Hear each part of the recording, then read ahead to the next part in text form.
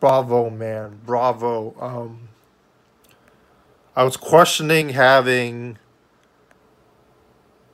Okada versus Sonata as that main event for August 3rd, 2019's G1 Climax, but man, that was great. The whole storyline behind once they did the European uppercuts, they had the exchanges, and then the announcing by Kevin Kelly, perfect, about Sonata never beating Okada, never having the number one match, never getting that win. And like having him, spoilers alert, beat Okada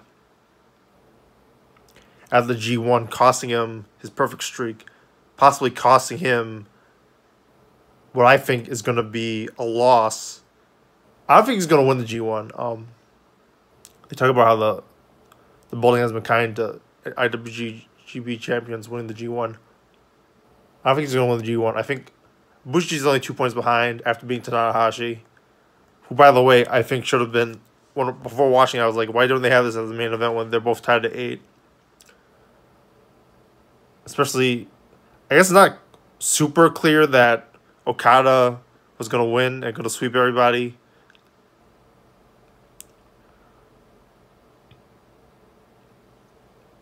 If it was like WWE or Impact, they would have had like a whole video segment to that. But man, that was dramatic.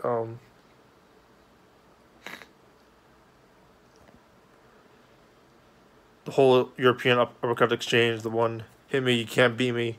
I felt like it was like Bret Hart versus Stone Cold at WrestleMania 13.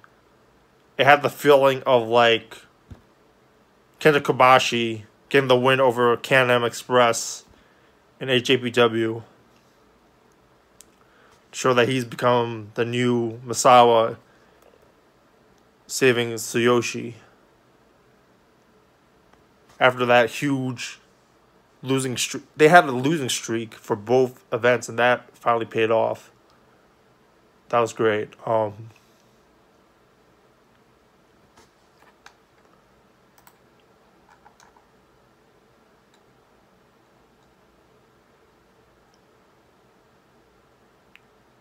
It was like a really good Bret Hart WWF style match in the 90s where he just kept putting the submission on him again and again.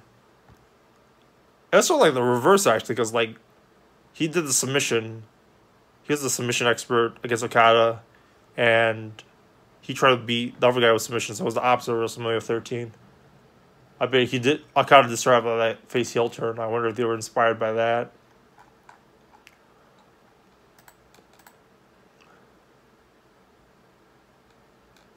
They used a time limit draw in the situation. They kept it I don't think it was really out. I don't remember if it was out of the ring, but it didn't feel like it was out of the ring. It didn't really feel like it was over Gedoed or anything. There was interference. They didn't bring.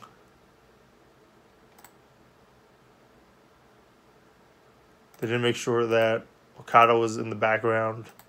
I mean, Naito was in the background to ruin the moment. They were teasing Evil and Sonata splitting up.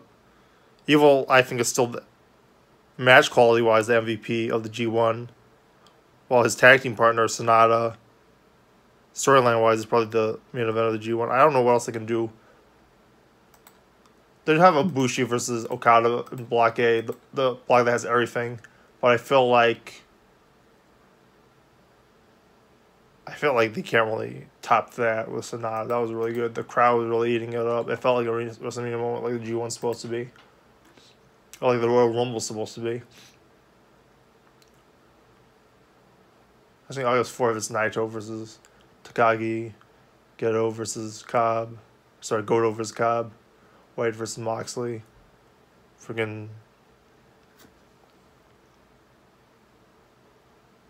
Yano versus Ishii. Juice Robinson versus, I can't see, I think that's Taichi.